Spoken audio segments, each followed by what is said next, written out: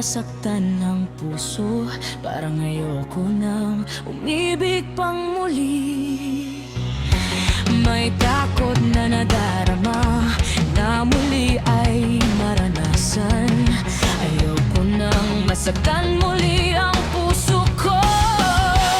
Ngunit nang ikaw ay makilala, biglang nagbago ang nadarama. Para sa'yo, ako'y ibig pang muli. Dahil sa'yo, ako'y ibig ng muli. Ang aking puso'y pag-ingatan mo. Dahil sa ito'y muling magmamahal sa'yo. Para lang sa'yo.